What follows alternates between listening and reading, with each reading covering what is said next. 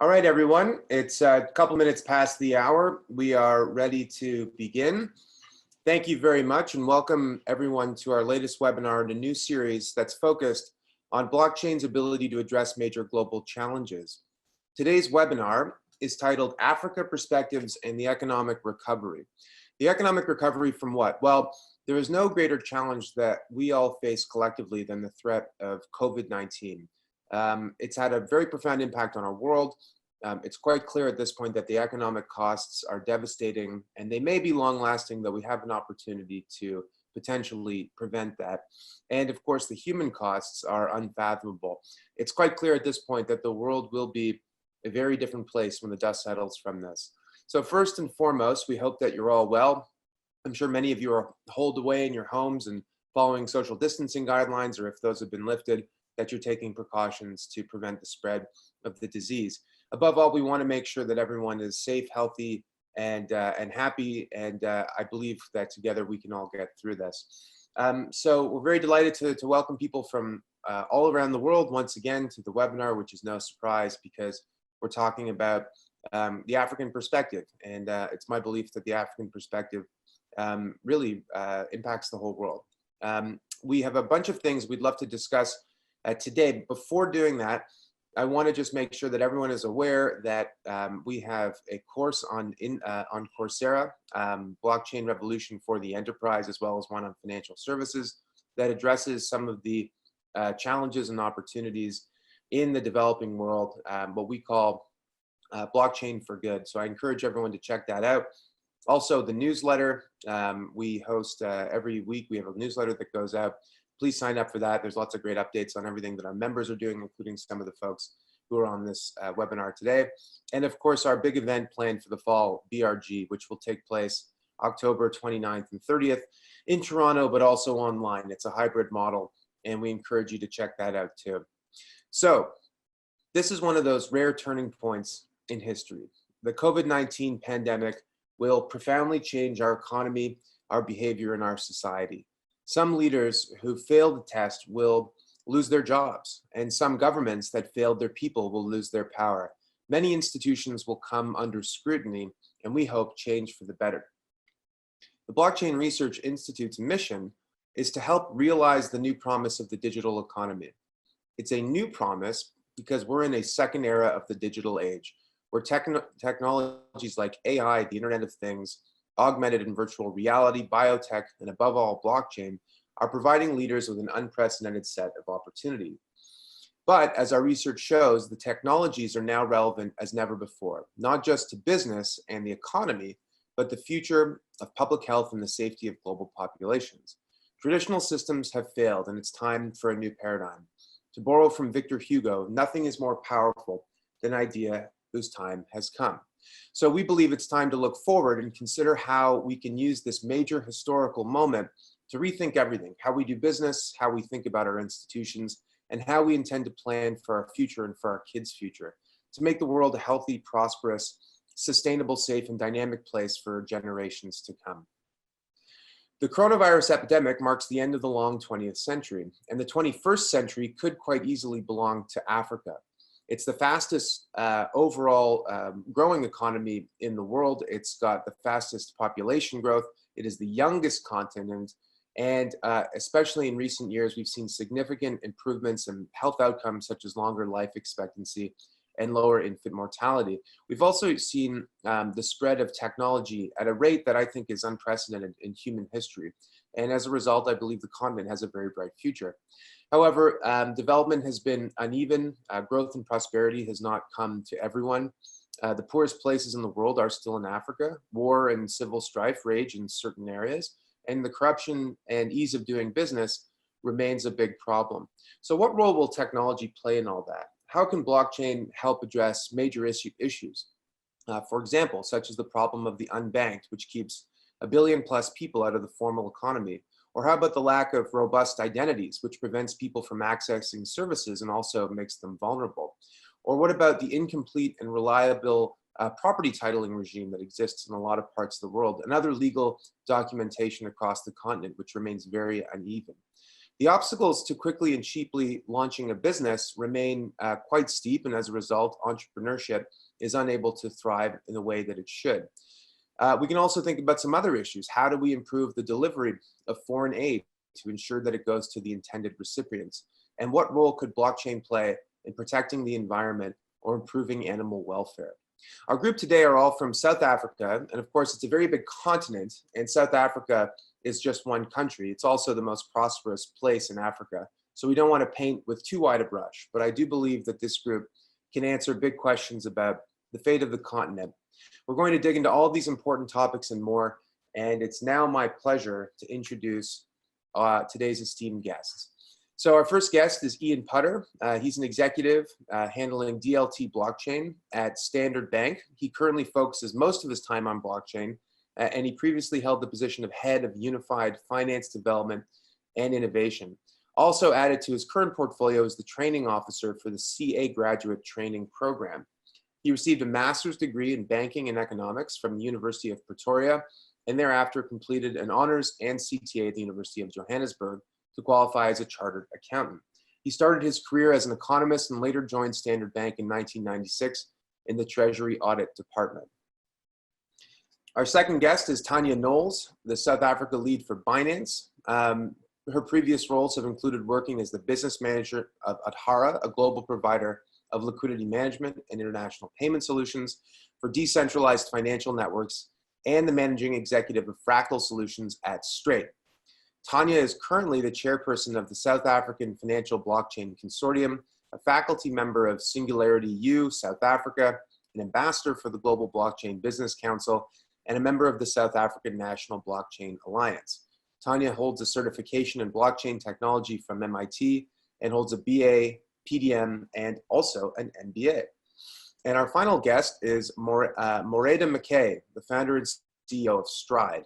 A South African entrepreneur, founder and CEO of Stride, a challenger strategy and digital transformation consultancy, passionate about strengthening the strategic thinking and innovation capabilities of clients to reimagine their value propositions. McKay is a tenacious strategist and management consultant with a demonstrated history of working in strategy and IT advisory. Prior to embarking on her entrepreneurial journey, McKay was an IT executive for African Bank and head of enterprise PMO, process management, and business architecture functions for Cell C, South Africa's third largest cellular network. McKay holds a MSc Industrial Engineering from the University of Witwatersrand. She's an accredited Innovation 360 practitioner and a consensus forum member of the South African National Blockchain Alliance. Okay. That was a bit of a mouthful, but very glad to be with you all today and to introduce our wonderful panelists. So I guess, Tanya, given that you have the senior role in the South African blockchain community and you're part of these different groups, can you give us a 20,000-foot view into the current state of blockchain adoption in South Africa today? Yeah, sure, Alex. Thanks very much for the intro, and hi to everyone watching the call. So I think that South Africa, just as a financial services sector particularly, has definitely been through a lot of the hype, I would say, that many countries went through and many industries went through, particularly around 2016, 2017 in the blockchain era. And from the South African Financial Blockchain Consortium perspective, we saw a huge number of people signing up to the consortium and wanting to take parts in these things.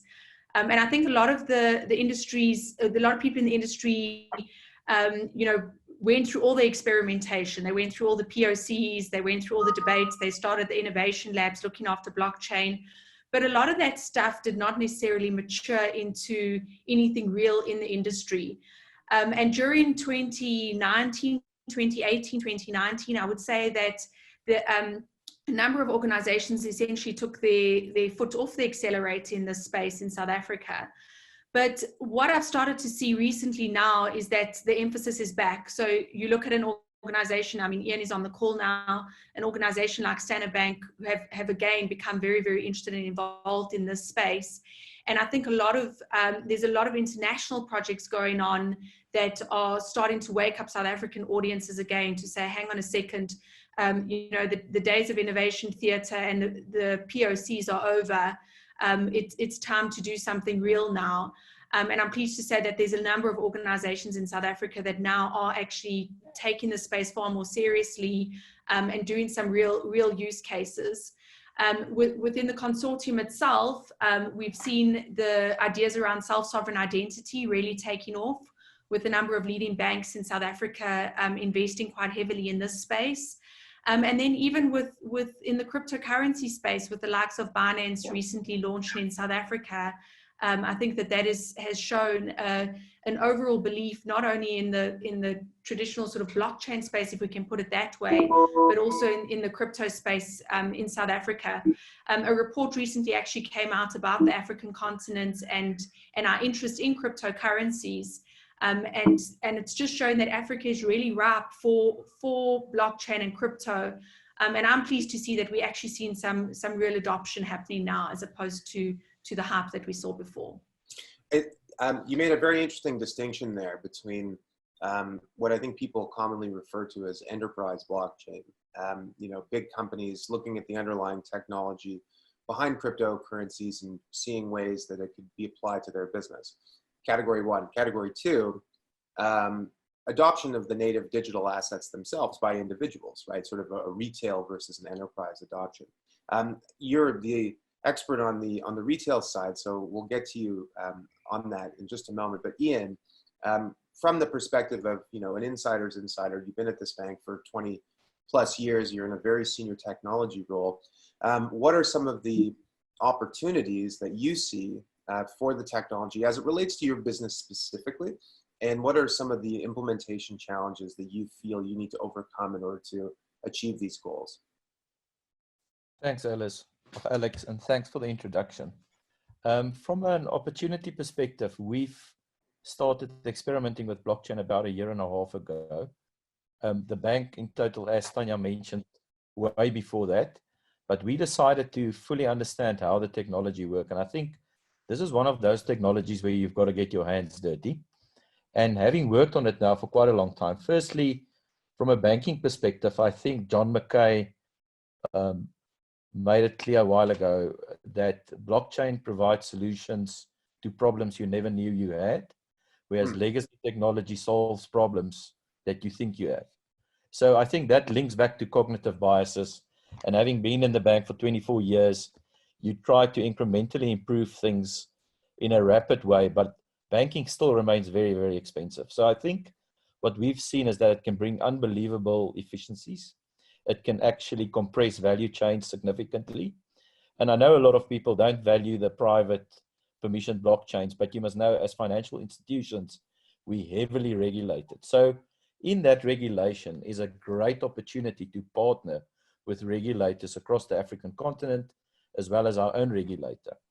A lot of the legacy technology in banks is maintained to provide information specifically for anti-money laundering, KYC, all those kind of things to the regulator and like your revenue authorities on your customers. So banks still play a pivotal role to ensure that things are above board and that you don't have terrorist financing and money laundering activities going on, which puts a big burden on us.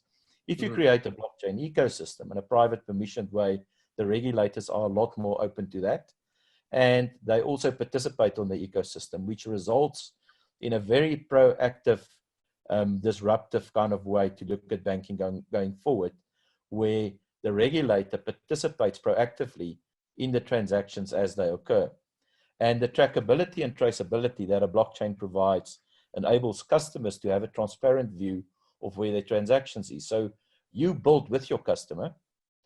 And I think the other thing that's vital from an opportunity perspective is if you look at disrupting yourself in such a way that you can deliver transactions at a zero or close to zero cost, you actually can start looking at banking the unbanked.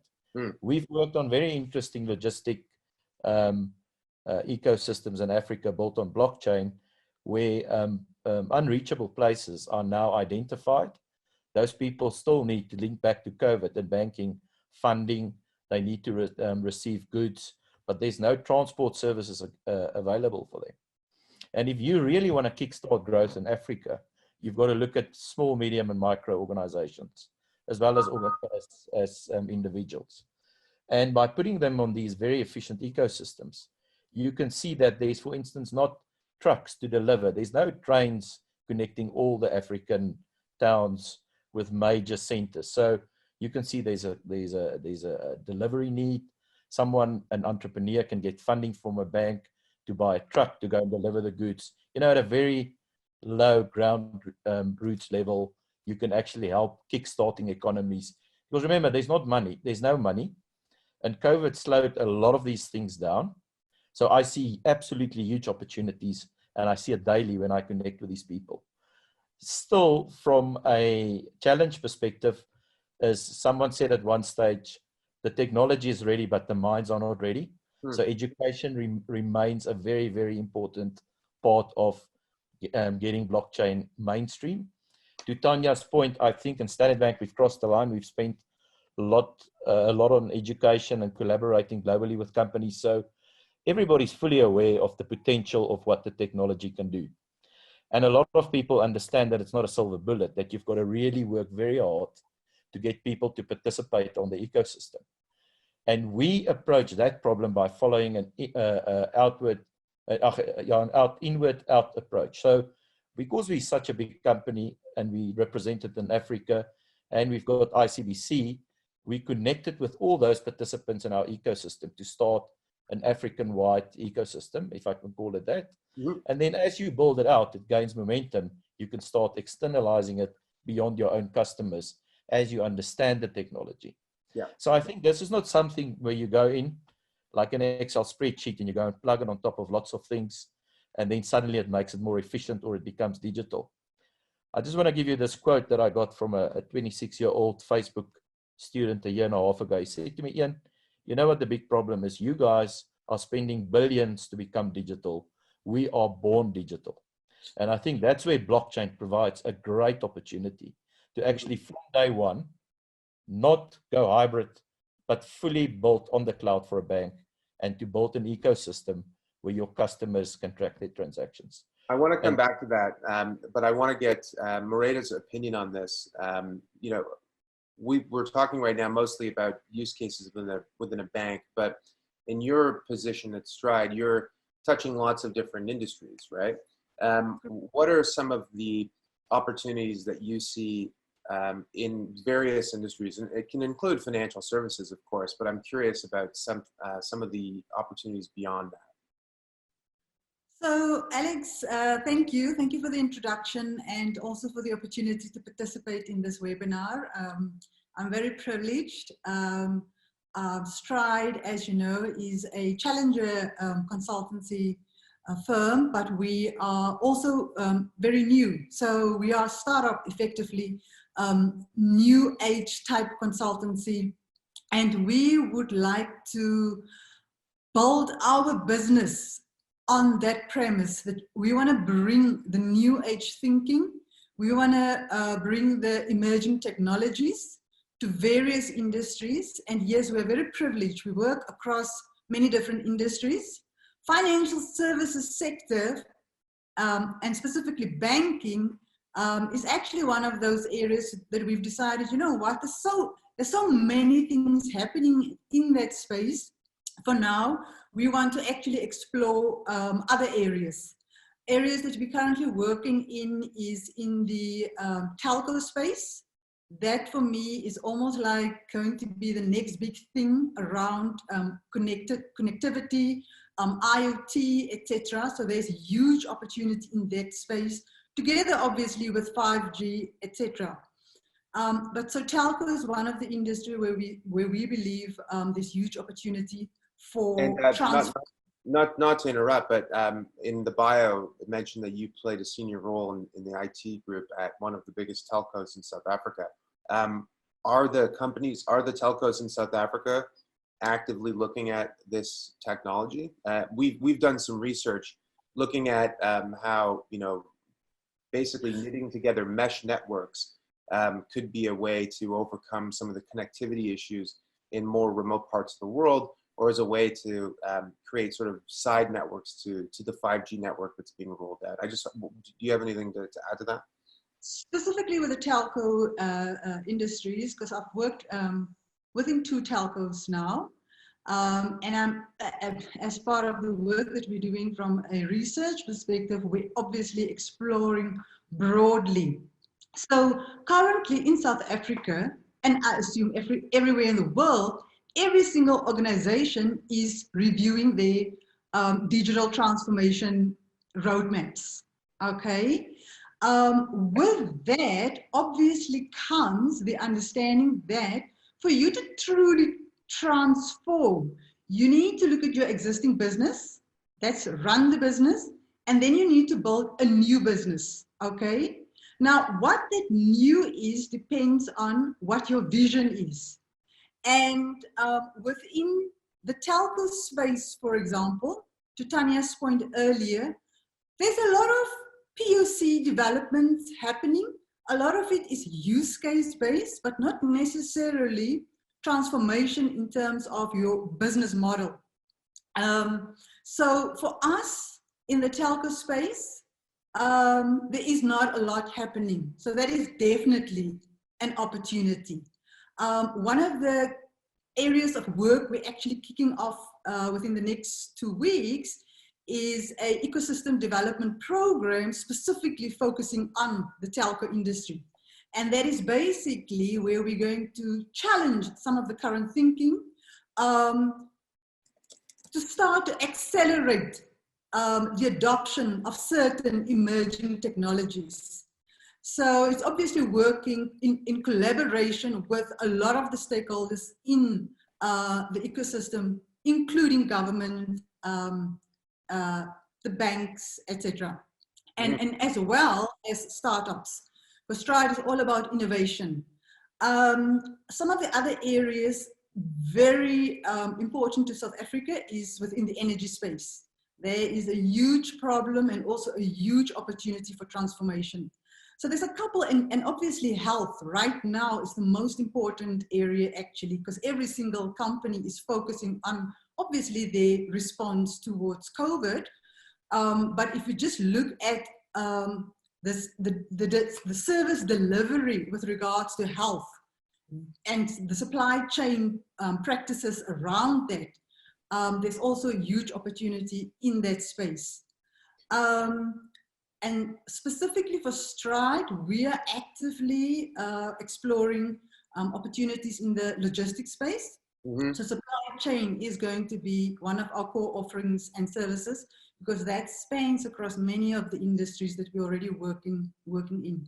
That's great. So we're gonna come back to a bunch of those because we want to get into some use cases. I want to understand a bit more. But you've labeled a bunch of different industries. Tanya, going back to something that Ian said earlier, which is that banks and other existing firms have all of this installed base of technology, and maybe the solution is to go to a purely digital model to effectively try and build infrastructure from scratch, which is easier said than done. There's an old joke that God may have created the world in 6 days, but he didn't have an installed base. Binance doesn't have this problem because you're a native digital company that has only emerged in the past few years, and yet you're a very large global organization. So can you talk about, on the flip side though, you don't have the regulatory relationship, I guess, that a bank has as a chartered bank in the country, and the long history that the bank has had. So there's pluses and minuses to how you can go and operate. But talk a little bit about the advantages of being a native digital institution and what that means for onboarding customers. And then I want to come to both you and Ian and ask you a question about how digital companies and banks can potentially collaborate together to make something happen. That's my baby in the background, if you can hear her. She's okay. She's just going down for a nap. Tanya, go ahead. Okay, sure, Alex. I can relate to the baby in the background, so apologize if you hear noise from my side. So you're absolutely right, Alex. I think that as a digitally native company and organization like Binance, we've only operated in this way. And even from a working culture perspective, we get a lot of people saying, how do I get a job at Binance South Africa? I say, well, there is no Binance South Africa. Everybody around the world works remotely, and frankly, you can work on the South Africa project, but be based in Yugoslavia or something, if you wanted to.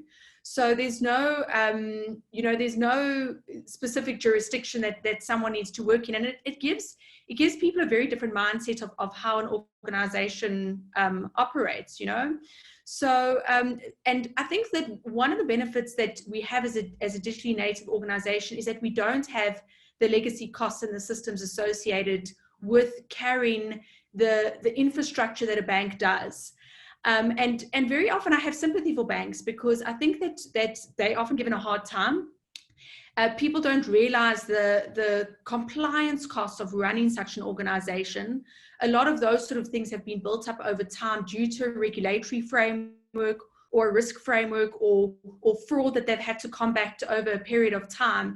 And you tend to layer the infrastructure on top of each other as these challenges arise and as you evolve. Whereas as a startup or as a new organization, you can come in and essentially, build from the ground up and start the whole thing over by saying, right, how do we do this right from the beginning? And for Binance, it's very simple. Our onboarding process from a KYC perspective takes somebody less than 5 minutes. Because in theory, we're an unregulated organization within the cryptocurrency space. We don't have the overheads and the compliance requirements necessarily that a bank would have. But I'm leading perhaps a little bit into your next question to say, we're saying, how can we actually partner with some banks to perhaps bring people into that crypto world? And I steal a quote from CZ. He presented at an AMA in Africa last week. And, for Binance, it's not about how do we bank the unbanked, but our question is, how do we crypto the uncryptoed? And how do we actually create a new and different financial system for people that doesn't necessarily take them down the traditional banking channels, but operates in a purely digital way? And that's, I just wanted to have one proviso, here in South Africa, even though Binance is an unregulated institution right now, and there are some regulations coming along, we still have to, because we have fiat channels with the bank, and Standard Bank is our bankers, we still have to have some sort of responsible aspect to us in terms of what we do from a KYC, AML, PEP screening and things like that, reporting, which we have adopted here locally. And hopefully as the industry matures, the crypto industry starts to take that a little bit more seriously, and weed out some of the unscrupulous things that we do have in the markets. And in terms of partnerships, Ian, do you want to talk a little bit about how Standard Bank thinks about experimentation in the native digital world?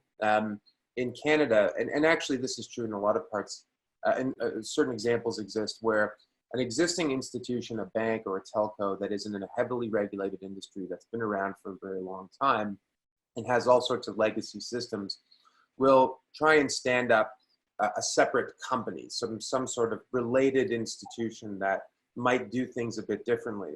A good example in the US is Fidelity, the large asset management company, has created a separately run and organized entity called Fidelity Digital Asset, which is focused on this space. And they've done it all themselves, but other companies have looked to partner. For example, JP Morgan partners with, Consensus Systems as an example, as a way to try and incubate and build out their ideas. So how do you think about innovation in that context? So we're following a similar approach at Standard Bank. We've got initiatives where we are starting digital initiatives on the side that doesn't have to go through the normal. Can you hear me? Yeah. It doesn't have to go through the normal channels. And the thing is, if you look at our team as well, that works on blockchain, it is a team that has got hybrid skills. I mean, it's a combination of IT, finance, different business units. And we are working heavily with fintechs where there's opportunities, as well as IBM, R3, Consensus. We work with all those companies to build new solutions for our customers. That's totally different from the normal way we do that. And where we differ from Binance is that we've consistently got to keep the regulator very close to us. Sure. You know what I mean? And And some of the biggest benefits is actually cross-border payments. We also partner with companies that's members of the Blockchain Research Institute that's built ecosystems. So some of them's got fungible token solutions that's pre-built on blockchain that we can actually utilize to create, to get customers to participate on those ecosystems as opposed to developing it from scratch. So you can buy yourself into some of these ecosystems, and really with some of the bigger ones, you can partner. And from the start, we work very closely with IBM, for instance.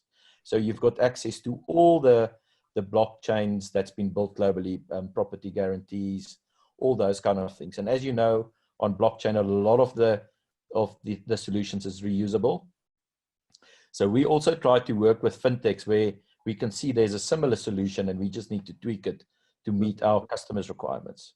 At the end of the day, it is about customers. And I think at the future, for me, that's a gray area, is actually to get access to the customers that cannot really afford the bank services, or to make some of those people's lives a lot easier. And then you get some of the contactless solutions that we buy and that we connect with our systems. Understood. Well, we'll talk about some of those use cases in a moment. Mareda, can you talk a little bit about the current environment that we're in with the pandemic? You mentioned a couple of really interesting areas, one being in healthcare and the other in supply chains. And I think right now we're wrestling with some big challenges in the healthcare, especially on the public health side, between protecting populations and preserving rights. There's a trade-off there in order to manage, the spread of the disease. And then with supply chains, our global interconnected network of supply chains has proven to be resilient enough to get us through the crisis where it matters, like in areas of, say, food security. But when it comes to PPE and other household items, it's proven to not be so resilient. And I'm wondering if this current environment is causing some of your customers and partners to rethink the design of systems in healthcare and systems in supply chains. Can you speak to that? Yeah, most definitely. I think one of the, let's break down the impact of the pandemic right now in terms of the various stages. So right now, we're in a lockdown situation in South Africa, okay? So everything and the challenges around lockdown at this stage, the initial response is around communication. So right from the start, in terms of just communication, how do we communicate? How do we still deliver work? How do we continue with our lives and do business, but in a completely different way that we have imagined, and that is digitally. So from a supply perspective, and I'm just now thinking broadly in terms of two of my main customers right now, from a telco perspective and from a transportation perspective, those two, it's almost like also in contradictory to each other. There's a supply to most of the businesses right now in terms of connectivity, because every single one of us right now has got a communication requirement. At the same time, huge pressure is being put on our telco service providers. So clearly from a use case perspective and from a business model perspective and understanding how can we do that differently going forward, there's an opportunity for me already from a supply chain perspective. And it's actually a telco service. So likewise, I think there's many others that we can explore. Obviously from a healthcare perspective and health services delivery perspective, there's also a huge opportunity with regards to just making sure original, from a provenance perspective, artifacts and equipment are actually original, and blockchain can play a huge role there in terms of making sure healthcare services from a delivery perspective happens as intended, and equipment reach the actual organization that it was intended for, or the beneficiaries. Right now, from a COVID-19 perspective, from a sponsorship perspective, from funds that's being made available perspective, just tracking and tracing of what's happening there from a delivery perspective, there's a huge opportunity right now. Everything is happening right now, but nobody, I don't believe anybody is really understanding what's happening in the ecosystem right now. And at the end of the day, someone is going to have to account for that. So just from an accounting practices perspective, I feel there's a huge opportunity to do a lot of work from a blockchain, and blockchain can help. And blockchain is not going to be the only technology that we're going to use, obviously not, but there's potential for the technology right now in this space. Thanks for that. One of the areas that's come up in the questions that I think is very relevant is about user adoption of this technology. And one of the questions is in regards to the last mile issue. So Eve, who's dialing in from Rwanda, says, we have to find a way to get rid of the tons of local agents who take care of cash in, cash out options. He or she suggests we need stable coins and a large adoption by mom and pop stores. It's an interesting issue, right? This question of what are the on-ramps that people use in order to be connected into all sorts of systems, you know, the banking system, the world of digital assets. And this would be considered a very big barrier to adoption. There's a World Economic Forum report that suggests that today, South Africans actually don't really use mobile banking options as much as they probably should, given, you know, the stage of development, the GDP and so forth of the country. A lot of times it's because of a lack of trust or a lack of knowledge or lack of education. Tanya, in this context, can you explain a little bit about what you're doing to help overcome these issues? Sure, Alex. So I don't know if I can answer the question directly as it's been asked, but let me just share a few insights. And I know Ian has also been looking at some things across the African continent and can maybe, you know, add some. You know, for me, one of the challenges we face with blockchain is that, you know, people think that it will solve, you know, everything. And we often cite these physical examples of, you know, the tracking and tracing of diamonds or, you know, healthcare services or anything like that. But as soon as you've got any physical or tangible good that comes into the picture, we need to realize that the technology is not going to solve everything. You still need some sort of human interaction to, you know, authenticate that, for example, the diamond has come out of the ground or whatever your use case might be. And I know a lot of people go around punting that blockchain can solve all these sort of problems. And yes, it can go a long way to supporting it, but it's not essentially going to get rid of that human verification process that needs to happen for any asset to enter into or exit from the blockchain. I think what it can do is obviously provide that transparency into any supply chain type of things. And, you know, it's very interesting if we look at what's happening in South Africa with the likes of some sort of central bank digital currency. The South African Reserve Bank has run a wholesale payment project in the past where it looked at the settlement of wholesale payments. And more recently, they are looking at doing some sort of retail central bank digital currency, so CBDC. And they haven't specifically said that it would preside on a blockchain, but I think that these sort of, you know, this technology has woken up the banks to say, you know, where could we, woken up the sleeping giants, that's what I always say, to say, where could we actually be applying some of this into other sort of applications. And central banks, for me, have you know, really speeded up their innovation efforts. And, you know, we all know they weren't traditionally known for that. But for me, the onset of something like the Facebook Libra discussions that happened last year has really increased the speed at which central banks are now starting to address, is it not time for some sort of retail CBDC to actually come along into a market?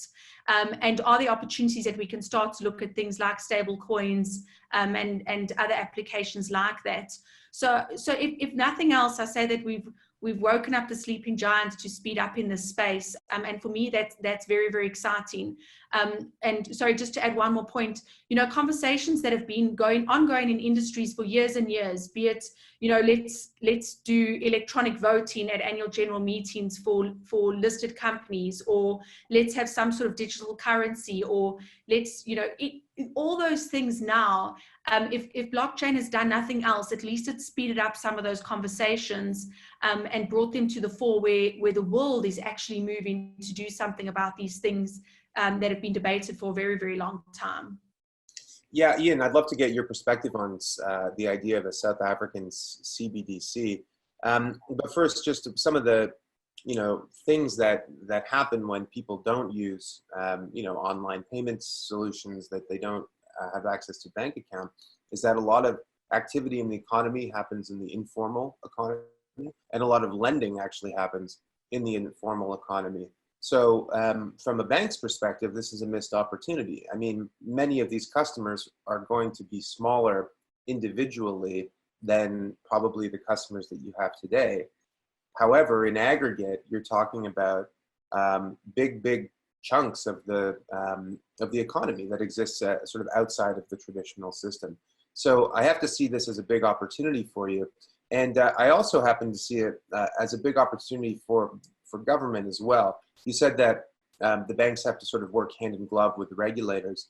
I imagine that, you know, the revenue agency, the tax collecting agency in South Africa, would love to be able to see with greater clarity where all this money is and who's earning it and where's it going.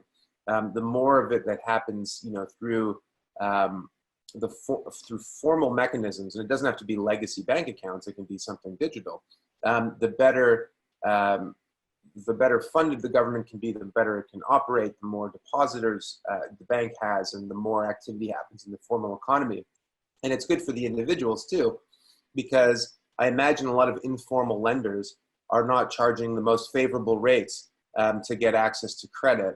And that's always been a problem in places where the banking system is very undeveloped. So a bit of a rant from me, but I'd love your perspective on that. So I attended a few of your webinars on the digital dollar, and also the Bank of England's CBDC webinar the other day. Mm-hmm. And what's very interesting, if you look at it from a South African perspective, lots of businesses in South Africa, physical cash, notes and coins get lost. And if you look at the underlying cost to generate, firstly, the money that gets lost and that's hoarded, it gets taken out of the economy. So it's actually very expensive for a developing country to maintain rand notes and coins. Secondly, fraud is quite big. And the other thing is a lot of businesses lose cash money. If you know what I mean, if you have people in charge of your business in South Africa and they collect cash, you get 70 to 60% of the cash is actually at the end of the day collected. You don't know where the cash is going because it's untraceable. Yeah. So I think from a CBDC perspective, it can really support economic growth. Tanya shared programmable money with me the other day, and you and Don talk about it consistently. And the thing is, in South Africa specifically with COVID, I think there's absolutely fantastic opportunities with central bank digital currencies to help to restore the poorest of the poor's dignity. If you know what I mean, if you can distribute money to people that instead of standing in queues to get money before we even get to business, you can actually provide funding to them to go to wholesalers and go and get money that's funded by government, or where charity money reduces the cost of the food, that people can actually physically go with programmable money and go and buy essential goods, not alcohol or cigarettes or drugs or those kind of things. So I think from a South African perspective, there's huge opportunities there. I also think if the central bank introduces that, you know, from a monetary policy perspective, it's a lot easier to manage the economy, systemic risk, all those kind of things, if you've got a currency that is controlled in a way. And I forgot the guy that spoke at the digital dollar webinar, but he said what's very, very important, what we all must understand, that a lot of the rails is like old bridges and old roads Yeah. that we've existing economy on. And at the core of our banking system sits this rand notes and coins. That's how many years old. The other thing that made cash quite difficult, and I want to link to Marida's point about accounting, that's 760 years old, debits and credits and bookkeeping. To keep track of digital assets and liabilities, I'm a chartered accountant, is a lot easier than maintaining 5 million ledgers in the South African economy. And the other thing is, by having this centralized system that is co-managed and consented on by many participants, including banks, private sector, and government, you can ensure that you can assist small and medium enterprises and individuals to keep track of their cash. And then you can facilitate like touchless payment points. So I think from my perspective, it can really revolutionize the economy, and it can open up opportunities to lots of people. Similarly, if you think about CBDCs, cross-border transactions in future is keeping a lot of small and medium enterprises away from the opportunity to export their goods because it's too expensive for them to do cross-border payments. So I think those benefits and the fact that you get the concept of programmable money can have huge repercussions for the economy. And it will, like COVID, it will also push banks, to Tanya's point, you know, anxiety is always good because you focus. And I think what CBDCs will do, it will just bring more anxiety to the big giants. And I think collaboration is going to be inevitable for us to work closely with the regulator. Well, I want to just follow up quickly on that with you, and then I want Marida's perspective because you mentioned her point about accounting. But collaboration seems to be a word that comes up often, and so Standard Bank is one of a handful of very large banks that operate in South Africa. It's not the only one, and it seems as if in order to implement some of the things that you're talking about, like say a central bank digital currency, you're going to need the central bank, obviously, to play a leading role, but you're going to need buy-in from all of the different banks. What is the status today of cross-company collaboration in South Africa on blockchain? Well, I think Tanya can speak to that. And Marie, okay, someone else want to talk? Marita? Okay, so from out. Yeah. Well, here, I'll moderate. Why don't you give us the bank's perspective quickly, and then Marita, you want to jump in there? Yeah, we'll go to you afterwards. Okay, so I'm just going to give it from a trade perspective. There's lots of collaboration, trade finance perspective, because if you think about ABSA and all the big banks across Africa, banks work together because there's lots of banks participating in the trade finance space on ecosystems. So that collaboration there is essential. If you look at WeTrade and if you look at TradeLens, all those ecosystems, everybody participates and collaborate quite nicely. I think when it comes to the old tradition, and this is my view, this is not a bank view or an industry view, I think that there is still a lot of things that banks tend to do on their own. And if you think about cross-border payments, if you look at the currencies and the money that banks make at the moment from some of their products, I think it's very difficult to collaborate because they're competing with each other, if that makes sense to you. But I do think that... It does. There's a word for that, co-opetition. Yeah. So anyway, a lot of these things are quite real, but my view, and I think if you look at the decentralized economy of the future, collaboration is going to become essential for all of us to make sure that we can deliver a sustainable future. I think what we've done to date, our CFO of global markets in the credit crunch in 2008, we had exposure to Lehman's. It was very real for me. And it was very, very clear that what we built up to then wasn't great. And lots of people in the world will shoot me for this comment. But the thing is, the fact that I always wondered when I joined the bank, why is there credit risk, market risk, all those things? The bank's also big as a young kid joining the bank. And the credit crunch made me realize that trust is very expensive and truth. But a big company like Lehman's, if they can go under, and Enron examples you guys used, how much different are the world today from the world that we lived in 2008? If you know what I'm trying to say. And that is a retrospective kind of environment that we used to live in. We need Well, to go. I would say that in the last 10 years, there's been some technology improvement on the Yeah. margins in a lot of different banks and in certain areas like in capital markets with high frequency trading. But generally speaking, that's sort of digital wallpaper that conceals this old infrastructure, which is basically unchanged. And the big difference between now and 11 or 12 years ago, it's probably just more regulation. We haven't actually seen a big step forward in terms of technology. Ian, I want to just pause you because Marita, I wanted you to chime in. You had some perspectives on this. Yes, like I said, most of our work is currently happening outside of the financial services sector. So I think the ecosystem play there is still very immature, and not a lot of it's not very inclusive also right now, which is why I'm very passionate about it, because for me, with a technology, a disruptive technology like blockchain, because right now it's no longer a buzzword. It is actually being recognized as a disruptive technology. And that's clearly visible by virtue of how key stakeholders are starting to look at the technology. For example, the regulators, they are really starting to pay attention. They are actively participating in the ecosystem right now, but only in certain ones. So for us, and specifically for Stride, we're all about really trying to build and empower this new decentralized digital economy. So most of our work, or the focus of our work, will be within that decentralized space, within that ecosystem play of the future. And it is around really trying to understand, how does it all work? Because right now, there's a lot happening, but not everybody is really sure what's happening.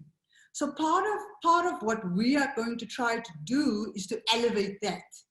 And South Africa specifically has right now established an entity called the South African National Blockchain Alliance.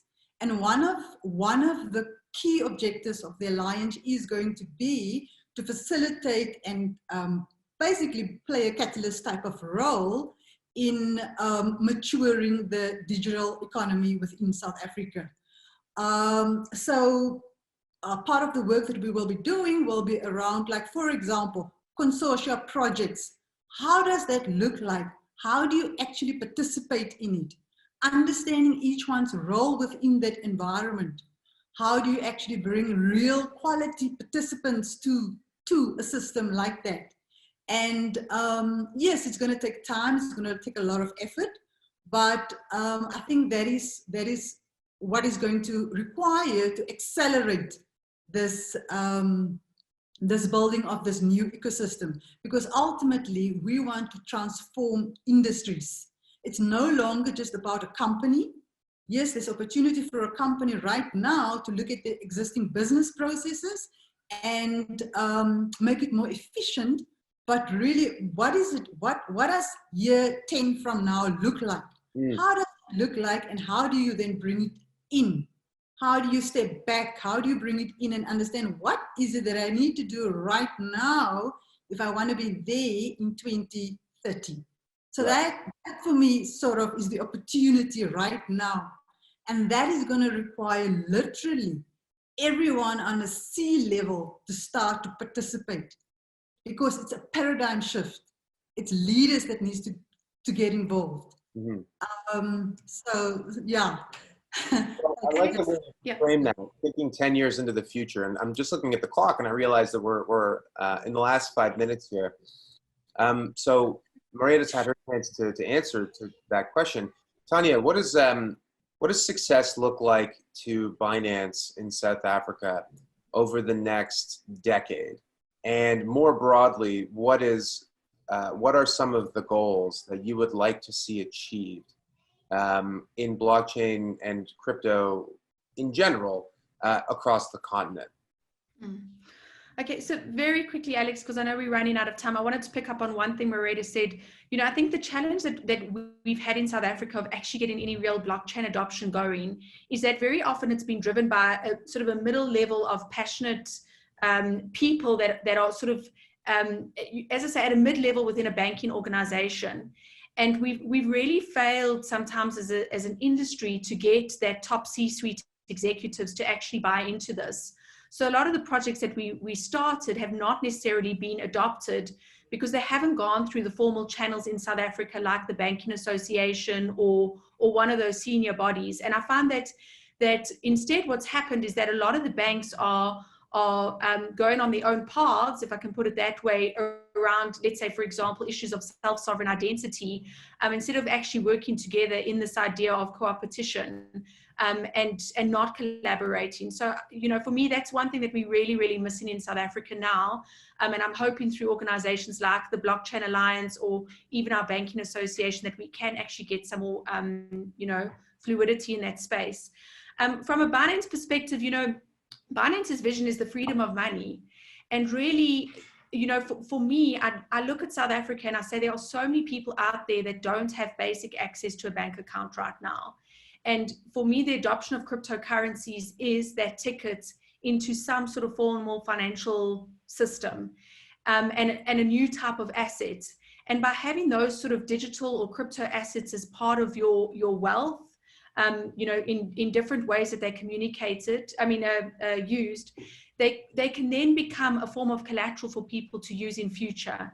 And you can enter some sort of formal financial system that many, many people don't have access to right now. So while Binance, yes, we definitely attract the big hitters in terms of the big traders. We offer very, very sophisticated products in terms of futures and margin trading and savings. And we've got a launch pad to incubate ideas. And, we've got all sorts of things that the industry can adopt. For me, the magical part right now is to bring cryptocurrency to many people who don't have access to financial services. And that applies in South Africa and hopefully across Africa. So that's really my vision of what I would like to see Binance doing. That's great. I wish we had more time. You mentioned a couple of key things there about, identity and how that's critical to getting access to financial services. And, most identities that are used for KYC and AML are government issued identities, but not everybody has access to that. So can we find a way to create self-sovereign identities by bootstrapping them from other kinds of sources of information? I think that's going to be a key challenge. And I wish that business alone could solve it, because I think that it could be solved in a month, but we know that we need regulatory and government buy-in in order to allow that to be used at all. Ian, last word from your perspective on where you'd like to see Standard Bank in the next decade, and where you'd like to see blockchain on the continent. Well, I would like to see Standard Bank. Obviously, I'm a blockchain event. I love blockchain. So I think if we can have the bulk of our services provided on blockchain ecosystems and have a model where we're working on interoperating with other blockchains that provide services that we don't have to build ourselves, and to become a great participant on a lot of ecosystems to really support global and specifically on the Africa continent growth. And I support Tanya's view on the cryptocurrency.